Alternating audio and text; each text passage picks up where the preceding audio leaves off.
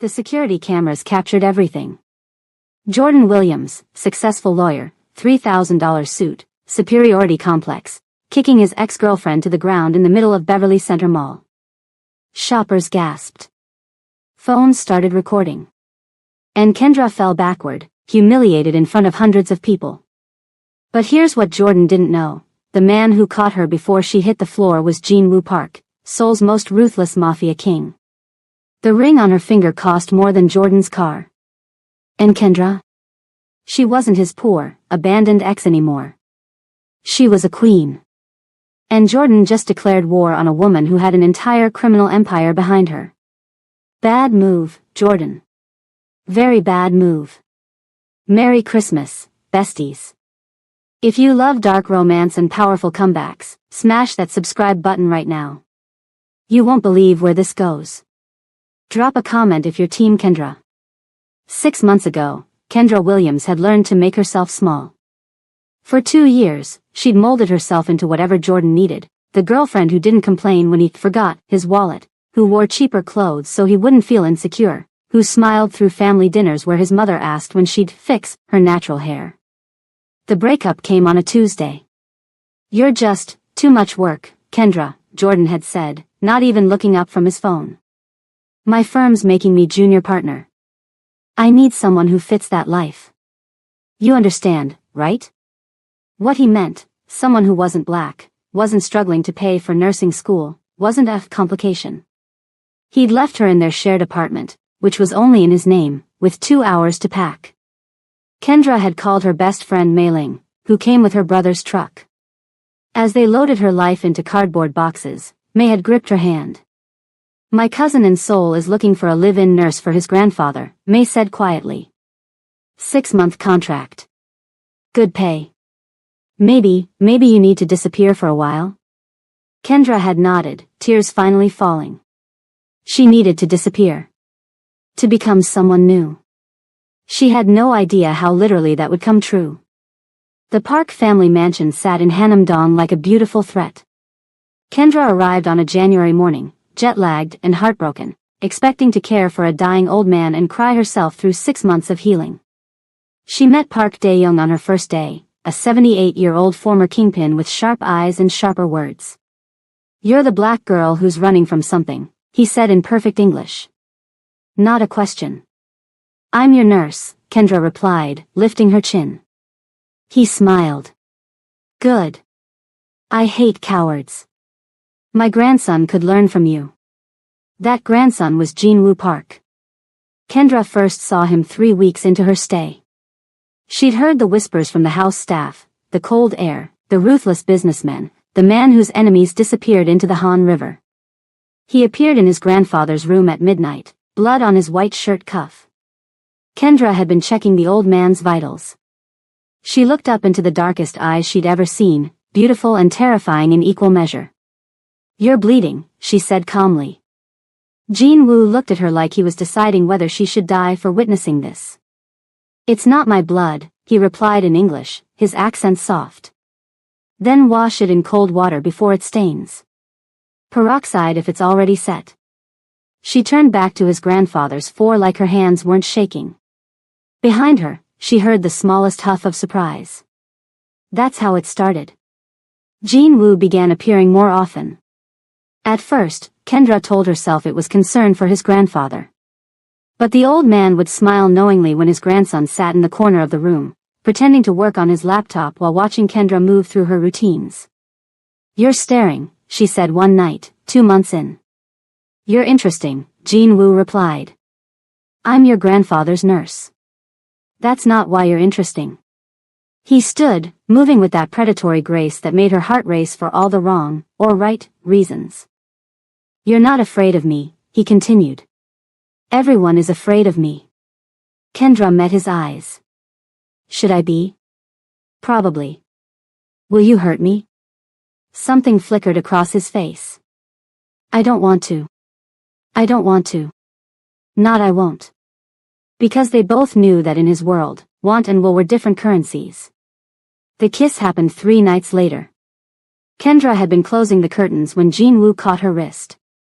The touch was electric, his hands cold, hers warm, both of them breathing too fast.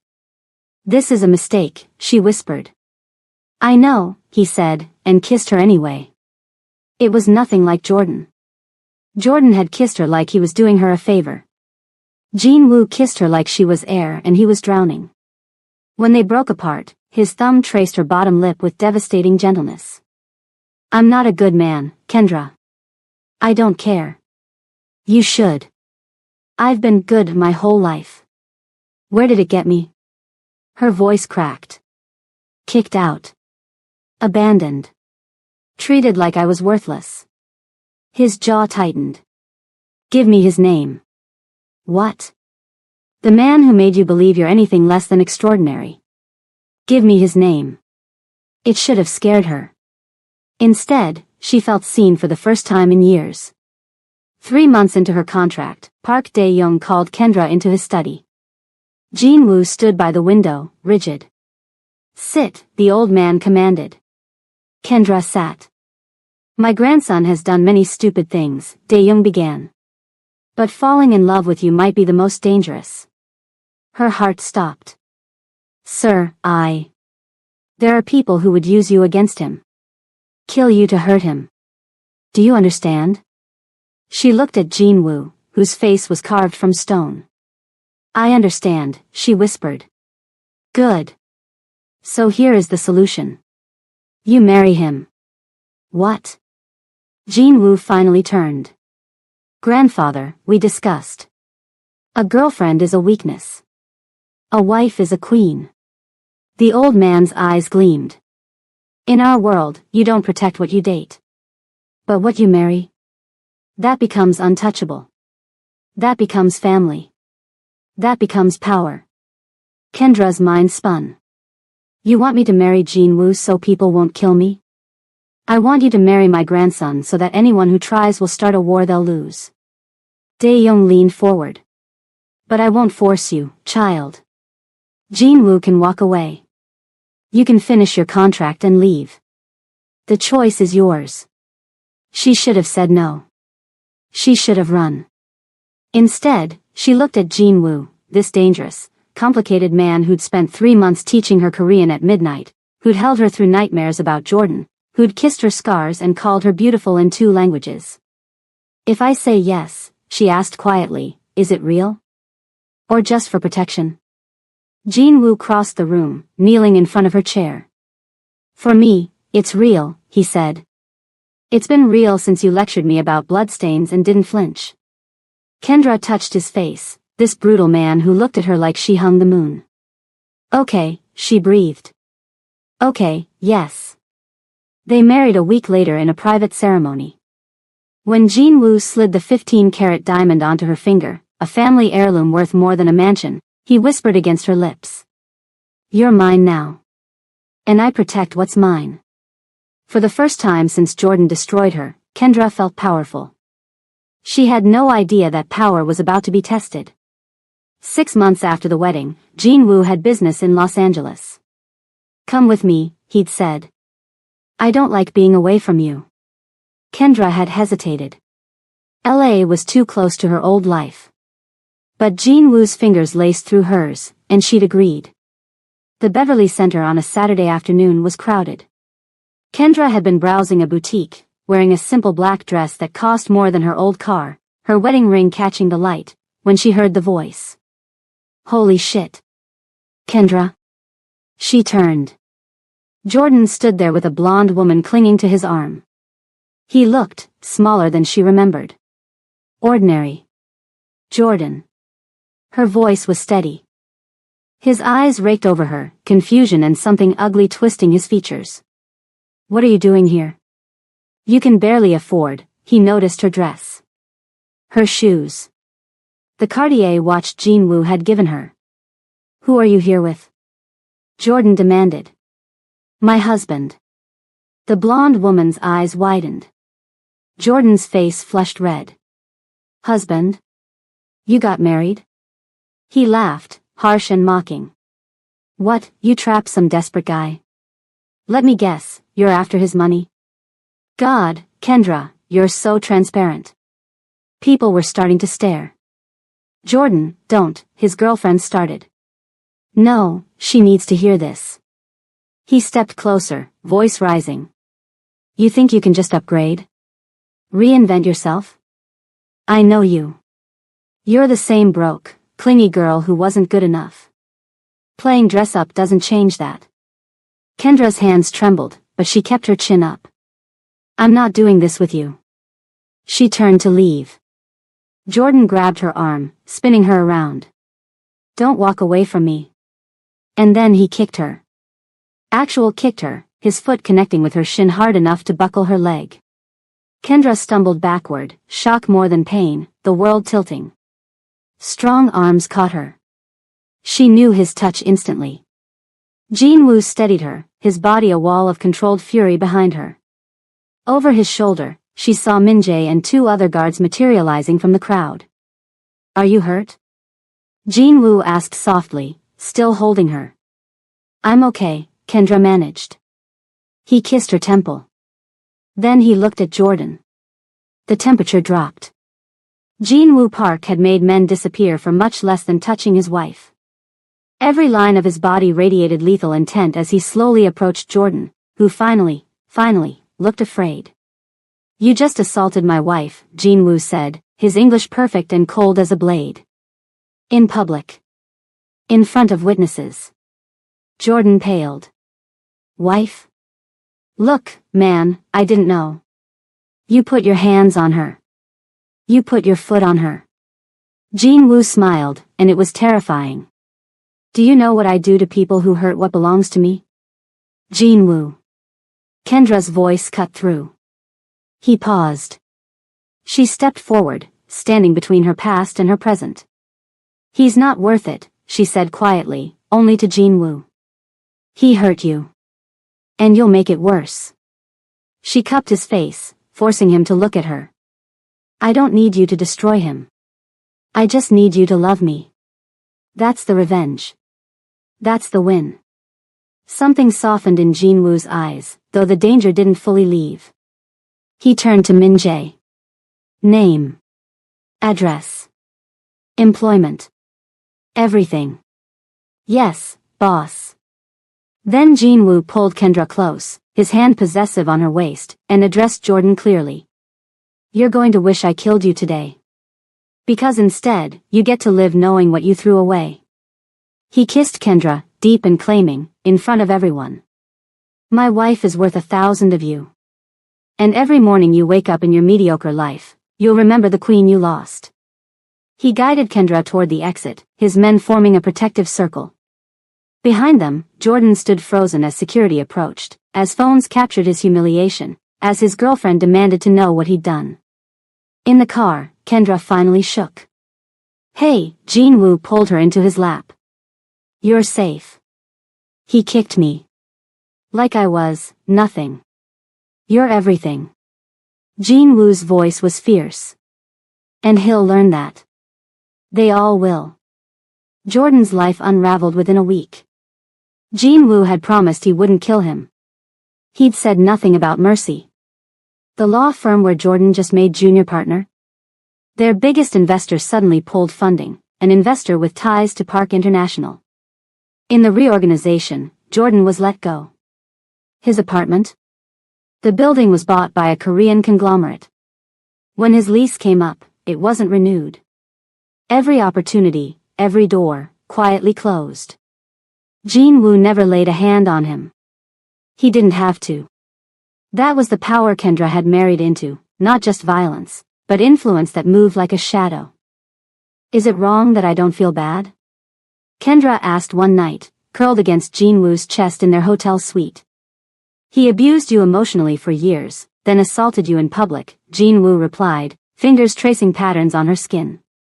Feeling satisfaction isn't wrong. It's human. Your world is so different from what I knew. Are you afraid of it? Of me? She thought about it honestly. Sometimes. But I'm also alive in a way I never was before. With Jordan, I was surviving. With you, I'm living. Jinwoo tilted her face up, his kiss tender. I would burn the world for you. I know. That's what scares me sometimes. She smiled slightly. But it's also what saved me. 3 months later, Kendra stood in the Park Family Library in Seoul, video calling a women's shelter in LA.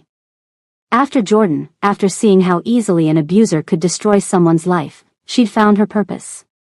Using her position as Jin Woo's wife, she'd established a foundation, helping women escape dangerous relationships, providing housing, education, protection. Mrs. Park, we have 15 women enrolled in the nursing program now, the director beamed. Thanks to your funding. After the call, Jin Woo entered, wrapping his arms around her waist. My grandfather wants to know when you're giving him great-grandchildren, he murmured against her neck. Kendra laughed. Tell him I'm busy building an empire. You already are an empire. Jin Woo turned her to face him. Do you know what the Korean families call you? Yoang, the lioness. They respect you more than they respect half the men in our world. Because I'm not afraid of them. Because you're extraordinary. He kissed her softly. You took every cruel thing life gave you and built something beautiful. That's true power. Kendra thought about the girl who'd been kicked out of an apartment with 2 hours' notice. The girl who'd believed she wasn't enough. She'd crossed the world, married a Mafia king, and found herself. Do you ever regret it? She asked. Choosing me? I made your life complicated. Jin Woo's laugh was low and genuine. Baby, I run a criminal empire. You're the only simple thing in my life. His eyes went serious. You're the only good thing. Don't ever doubt that. As he kissed her, Kendra heard a commotion downstairs. Min Jae's voice carried up, Sir, we have a situation. Jordan Williams was just detained at Incheon Airport. He flew to Seoul. We found, this is his phone. He's been searching for your wife's location. Jin Woo's expression went arctic. Kendra felt her pulse spike. He came here? He's obsessed, Min Jae continued. Social media posts, emails to her old accounts, he even hired a private investigator. Jin Woo looked at Kendra, a question in his eyes. She'd told him to show mercy once. But Jordan had crossed an ocean to stalk her. Had invaded her new life. Had refused to let her be free. Kendra thought about all the women in her shelter who'd been hunted by men who claimed to love them. No more mercy, she said quietly. He made his choice. Jin Woo's smile was sharp. Min Jae, bring him to the warehouse. Mrs. Park and I will handle this personally.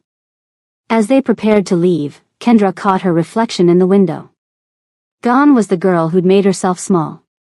In her place stood a woman in designer armor, married to power, afraid of nothing. Jordan had kicked her in a mall, thinking she was still that broken girl. He was about to learn what happened when you touched a Mafia queen. And this time, there would be no mercy. Only justice. The warehouse in Incheon smelled like rust and regret. Jordan Williams knelt on the concrete floor, zip-tied and shaking, finally understanding what true fear felt like. But when Kendra walked in wearing a black dress and her husband's cold smile, Jordan made his final play. I know about the Hong Kong shipment, he gasped. I know about the murdered prosecutor. I know everything about your husband, Kendra. And if I don't check in by midnight, it all goes to the FBI. Kendra's blood ran cold. Because Jordan wasn't lying, she could see it in his desperate eyes. Her ex-boyfriend, the man who'd kicked her in a mall, had somehow become the biggest threat to the Park Empire. And the real twist? He wasn't working alone. The warehouse fell silent. Jin Woo's expression didn't change, but Kendra felt him go absolutely still beside her, the kind of stillness that came before an execution. The FBI, Jin Woo repeated softly. You're claiming you have evidence against me, and you've set up a dead man's switch. Jordan's laugh was borderline hysterical. I'm not stupid. I knew coming to Seoul was dangerous. I took precautions.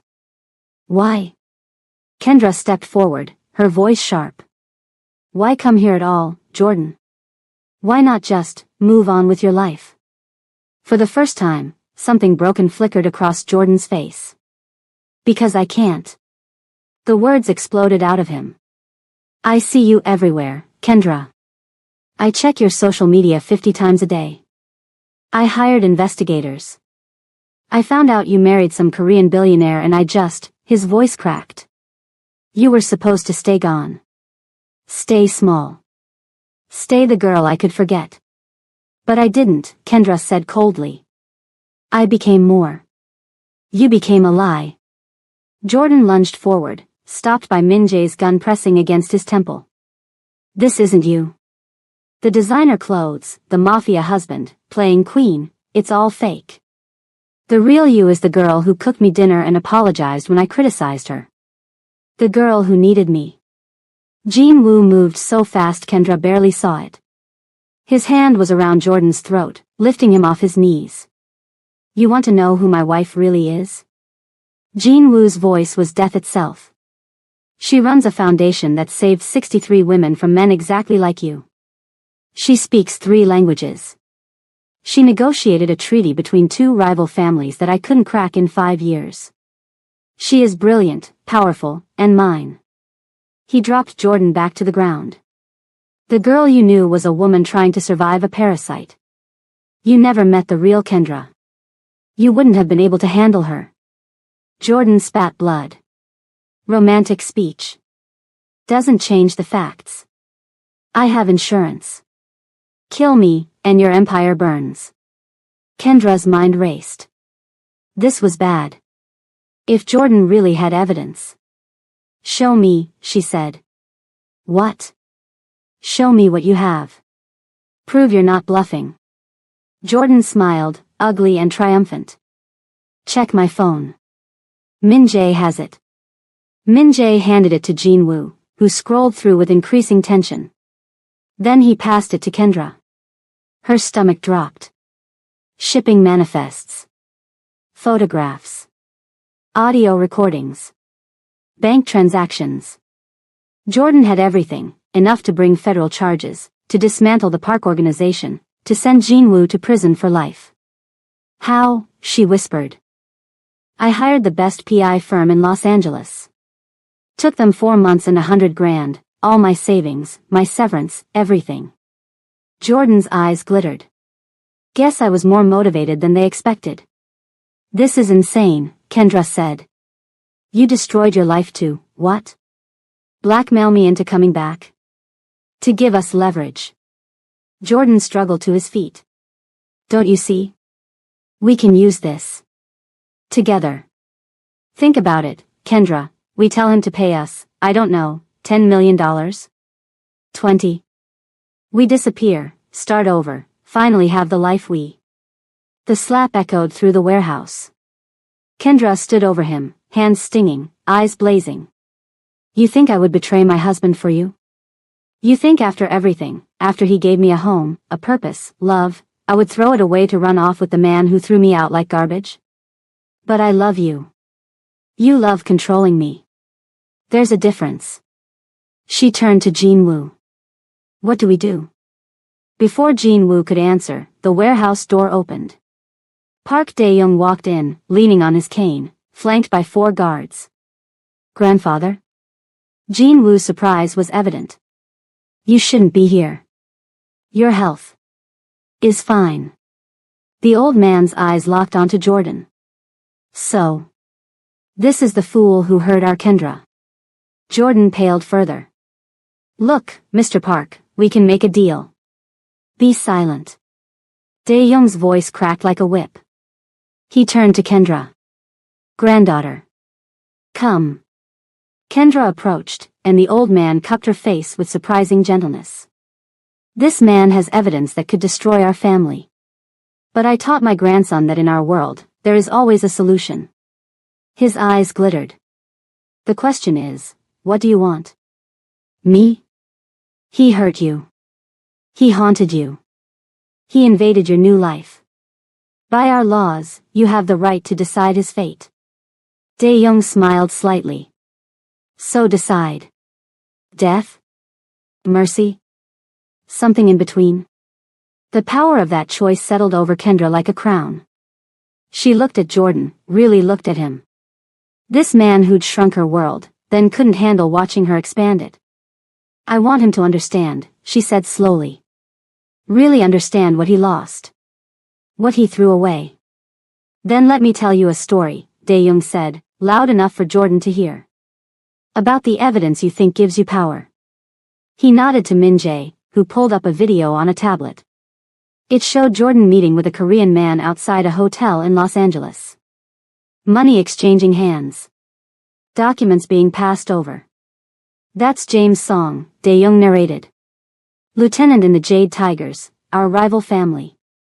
He approached you 6 weeks ago, Mr. Williams. Offered to help you build a case against my grandson. You thought he was just a private investigator with good connections. Jordan's face went white. No, he said he was. A liar. Working for people who want to see the Park family fall. Dae-young's smile was sharp.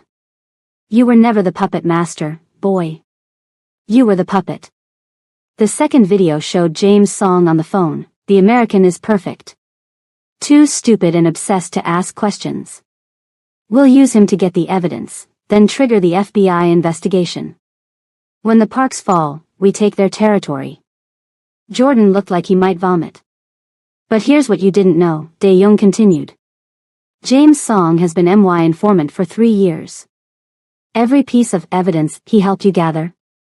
Carefully curated. Some real, some fabricated, all traceable back to the Jade Tigers, not us. Jin-woo caught on, his expression shifting to admiration. You set a trap. I set insurance. The Jade Tigers have been probing our defenses for months. I needed them to make a move, show their hand. The old man looked at Jordan with contempt. You flying to Seoul was the final confirmation. Min-jae has spent the last 3 hours delivering our counter-evidence to the Jade Tigers leadership, proving that James Song is our spy, and that their entire operation is compromised. By dawn, Jin-woo added, understanding fully now, the Jade Tigers will be too busy with internal warfare to threaten us. They'll tear themselves apart looking for other traitors.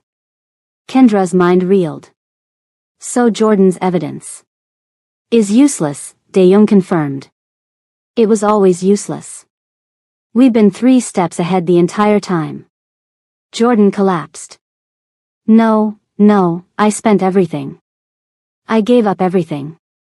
You gave up everything for an illusion of power over a woman who never belonged to you in the first place.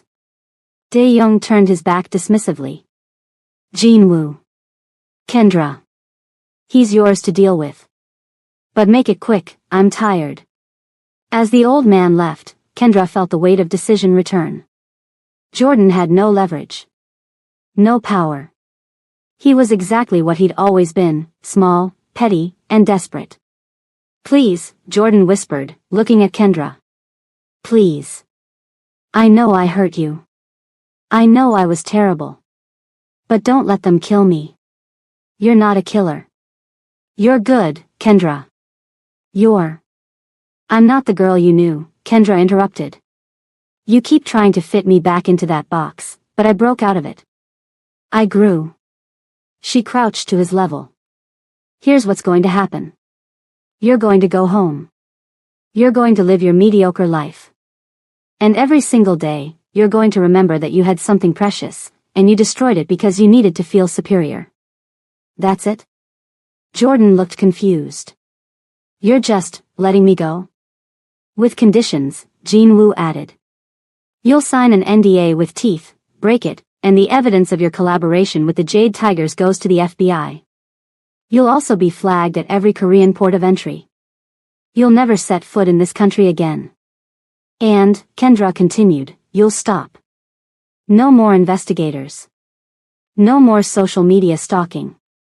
You'll delete every photo, every memory, every trace of me from your life. Or I let my husband handle you his way. Jin-woo's smile was a promise of violence. Jordan nodded frantically. Yes. Yes, okay, I'll do it. All of it. Good.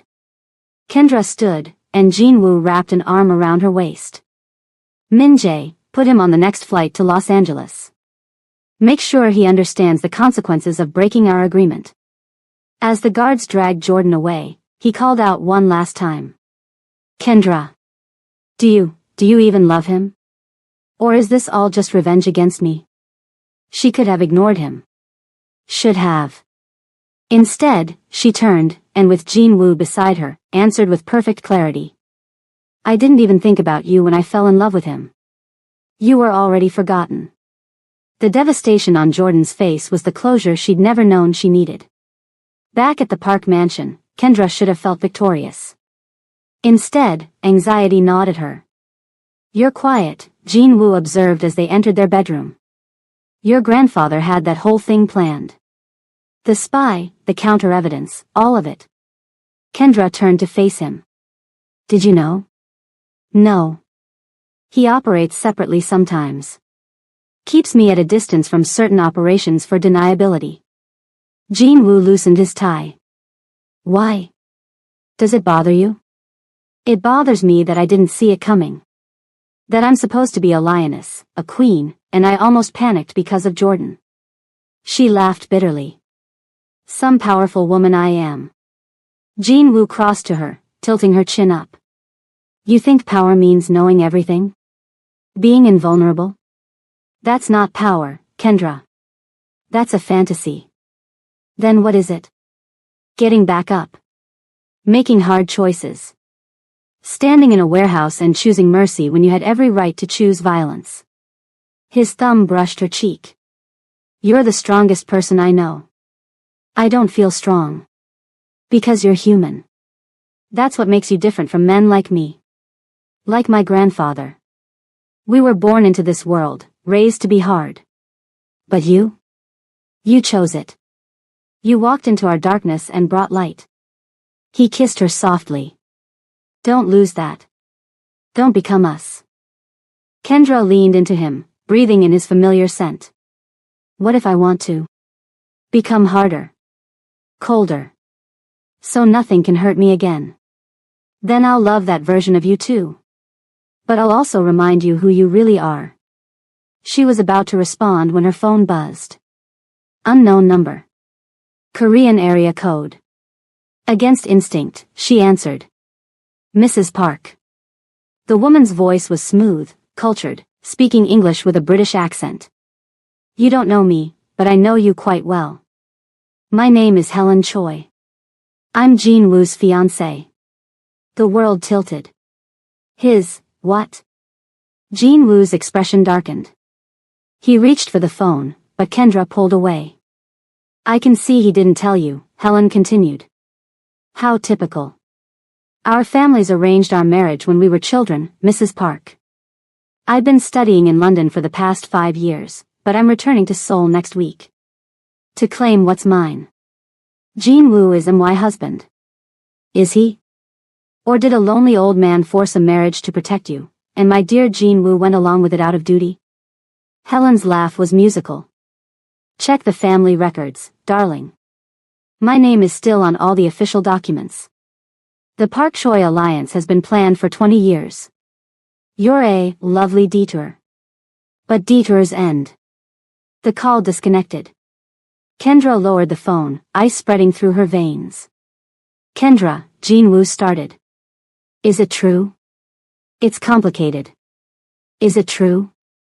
Her voice cracked. Are you engaged to someone else? Were you engaged when you married me? Jin-woo's jaw clenched. Technically, yes. But. Technically? Kendra stepped back. Oh my God. Oh my God, I'm the other woman. I'm what Jordan's girlfriend was to us. You are my wife. Helen is nothing. A contract from childhood that I've been trying to dissolve for years. Trying? So you haven't dissolved it. It's not that simple. The Choi family controls half the ports in Busan. Breaking the engagement means breaking an alliance, potentially starting a war. So you married me while engaged to her, and just hoped it would work out? Kendra's laugh was brittle. Did your grandfather know? Jin-woo's silence was answer enough. He did. He knew, and he married us anyway. And you, her voice broke. You let me fall in love with you. You made me feel chosen, special, when all along I was just, what? A complication? You are not a complication. Jean Wu reached for her, but she jerked away. I love you. Helen is a political arrangement. That you never told me about. How many other secrets, Jean Wu?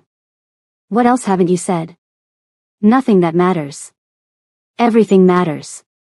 I gave up my whole world for you. I stood in that warehouse and chose mercy because I thought we were building something real, something honest. Tears streamed down her face. But this is just another version of Jordan. Different packaging, same lie. Don't you dare compare me to him. Why not? He hid me from his real life. You hid your real life from me. Tell me how that's different. Jean Wu's control snapped. Because I would die for you. Because you're not a secret I'm ashamed of, you're the only good thing in my fucking life. Because Jordan threw you away and I worshipped you from the moment you told me how to clean bloodstains. Then why didn't you tell me? Kendra's whisper was broken. If I matter so much, why didn't you trust me with the truth? Because I was afraid. The confession seemed torn from him. I was afraid you'd look at me exactly the way you're looking at me now. Like I'm a liar. Like I'm not worthy of you. His voice dropped. And you'd be right. The rawness in his expression nearly broke her resolve. Nearly. I need space, Kendra said. I need to think. Kendra, please. Space, Jean Wu. Can you give me that? Or is that also complicated? He flinched like she'd struck him. Then nodded once, sharp and painful, and walked out. Alone, Kendra collapsed onto the bed and let herself shatter. 3 days passed. Kendra stayed in the guest wing. Jean Wu gave her space, but she felt his presence everywhere, guards at her door, her favorite foods appearing at mealtimes, fresh flowers every morning. On the 4th day, Park Dae-young summoned her to his study. You're angry with my grandson, he said without preamble. He lied to me. He omitted a truth. There's a difference. Not to me. Kendra's voice was steel. I've been lied to my whole life. By Jordan, by people who smiled and spoke behind my back. Jean Wu was supposed to be different. Dae-young poured tea with steady hands. Let me tell you about Helen Choi. Her family arranged the engagement when she was 7 and Jean Wu was 12. Neither child was consulted. It was business. That doesn't make it better. No. But context matters. The old man sipped his tea. Helen has been in London for 5 years. She writes to Jean Wu twice a year, perfunctory letters asking about business. She has a British lover, a banker named James. She has no intention of marrying Jean Wu. Kendra looked up sharply. Then why is she coming back? Because her father is dying, and he wants to see the engagement fulfilled before he goes. Helen is dutiful. She'll come, make appearances, play the role. But she doesn't want Jean Wu any more than he wants her. So why not just break it off? Because the Choi family patriarch is old-fashioned and vengeful. If we break the engagement, he'll see it as an insult worth dying over. He'll use his last breath to wage war against us, destabilize our territories, destroy our alliances. Dae-young met her eyes. 60 people work in our Busan operations. They have families. Children. If war comes, they die first. The weight of it settled over Kendra.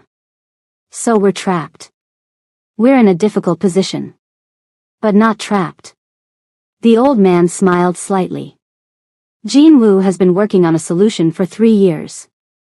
He's been building alternative shipping routes, securing new alliances, preparing for the day he could break from the choice without casualties. 3 years?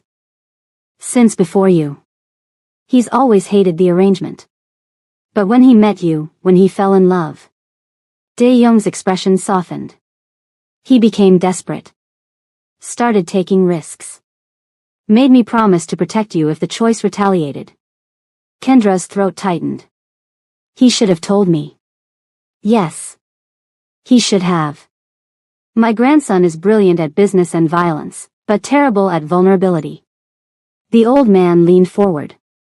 But here's what I know, Jinwoo has had many women. Dozens. I never cared about any of them. But you? Within a month, he changed. He smiled more. Had nightmares less. Started talking about the future like it was something beautiful instead of something to survive. That doesn't excuse. No. It doesn't. But it should count for something. Dae-young stood slowly. Helen arrives in 6 days. You can run from this, protect your heart, return to America and rebuild. Or you can stay and fight for the man you love. Either choice is valid. But make it consciously. Don't run because you're afraid. Run only if you truly don't love him anymore. After he left, Kendra sat alone with that question. Did she still love Jinwoo? The answer came swift and painful. Yes. Desperately. Completely. Which meant she had to decide if love was enough. That night, Kendra found Jinwoo in his office, surrounded by documents. He looked up, hope and fear warring in his eyes. Kendra. Tell me everything, she said. Every truth you've been hiding. If we're going to survive this, I need total honesty. Jinwoo took a shaky breath. Okay. Okay, yes. For 2 hours, he talked. About the engagement arranged when he was a child. About his attempts to break it honorably. About Helen's indifference and her father's stubbornness. About the 3-year plan to extricate himself without bloodshed. About the moment he saw Kendra and realized he couldn't wait 3 more years. I was going to tell you, he said hoarsely. After we secured the alternative ports. After the danger passed. I know that sounds like an excuse. It is an excuse, Kendra interrupted. But I understand it. She moved closer. I also understand that you're not Jordan. You didn't hide me. You didn't diminish me. You were trying to protect people while building a life with me. You just went about it wrong. I'm sorry. God, Kendra, I'm so sorry. I know. She cupped his face, feeling wetness on his cheeks. Jinwoo was crying, this dangerous man, weeping. But we can't have secrets. Not anymore. If we're partners, we're partners. You trust me with the hard truths. I do. I will. His hands covered hers. I can't lose you. I won't survive it. You won't lose me. But things change, starting now. Kendra's voice firmed. When Helen arrives, I meet her. As your wife. As an equal. We handle this together. She'll try to undermine you. Let her try. I'm not the woman who got kicked in a mall anymore, Jinwoo. I'm the woman who married a Mafia king and built an empire. I can handle one spoiled heiress. For the first time in days, Jinwoo smiled, real and bright. You terrify me sometimes. Good. Keep you on your toes. She kissed him softly. But Jinwoo? If you ever hide something this big from me again, I won't give you another chance. I've accepted being part of your world. But I won't accept being treated like I'm too fragile for the truth. Never again. I swear it. Then we have a wedding to prepare for. Jinwoo blinked. We're already married. Not a real one. A public one. Kendra's smile was sharp. If Helen's coming to play fiancé, I'm going to make it very clear who you belong to. We're having a ceremony, traditional Korean, public, with every family in Seoul watching. By the time Helen arrives, she'll know exactly what she's up against. Jinwoo's laugh was pure joy. I love you. I love you so fucking much. I love you too. Even when you're an idiot. She kissed him deeper. Now let's show this city who the real Mrs. Park is. The wedding was a spectacle. Held at the Shilla Hotel with 400 guests, it was the social event of the season. Kendra wore a traditional hanbok in deep crimson and gold, custom-made, worth more than a house, absolutely stunning. Jinwoo couldn't take his eyes off her. The ceremony was beautiful, but it was the reception that mattered. That's when Helen Choi made her entrance.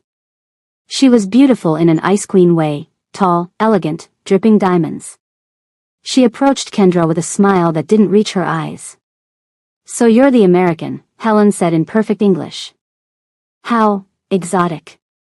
"And you're the ex-fiancé," Kendra replied smoothly. "How dismissed." Helen's smile tightened. "Jean Wu and I have history. Contracts. Family obligations. You have a marriage certificate and borrowed jewels. These jewels belong to Jean Wu's grandmother. He gave them to me because I'm his wife. You have a childhood contract that everyone knows is political theater." Kendra stepped closer. "But let's skip the posturing.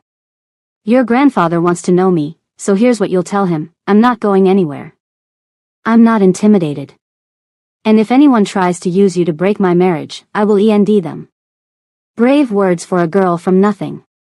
I am from nothing. Which means I had to become everything the hard way. You were born into power. I took it. Kendra's smile was pure steel. So ask yourself, who's really more dangerous? For a long moment, Helen stared. Then, unexpectedly, she laughed. "I can see why he loves you." She glanced at Jean Wu across the room. "For what it's worth, I don't want him. I never did. But my father is dying and wants to see you settled." "I know." Kendra made a decision. "What if there was another way?" "What do you mean?" "You have a lover in London. James, the banker." Helen's eyes widened. "How did you?" "We know everything. It's what we do." Kendra's voice softened. "What if we publicly broke the engagement, mutual decision, both families agreeing you're better suited to someone else? We help you marry James, make it a partnership that benefits everyone. Your father gets to see you married before he dies. The Choi Park alliance continues through business, not blood. Everyone wins. My father would never agree to a British commoner. What if James wasn't a commoner? What if he suddenly had backing, connections, a title of nobility that your grandfather couldn't dismiss?" Kendra smiled. "Jean Wu has reach in London. We can make James suitable. Give your father the honorable out he needs." Helen looked stunned. "You do that? For me? Why?" "Because I'm not interested in destroying you. I'm interested in protecting what's mine. This way, we all get what we want." Kendra extended her hand. "Allies instead of enemies. What do you say?" Slowly, Helen shook it. "You really are remarkable." "I know." As Helen walked away to call James, Jean Wu appeared at Kendra's side. "Did you just solve a 20-year-old engagement problem in 5 minutes?" he asked, awed. "I told you. I'm not the girl you have to protect anymore. I'm the partner who fights beside you." She turned into his arms. "Now dance with your wife before someone else steals her." As they moved across the floor, surrounded by power and influence, Kendra caught her reflection in the ballroom mirrors. A year ago, she'd been broken, abandoned, invisible. Now she was crowned, powerful, unforgettable. "What are you thinking?" Jean Wu murmured.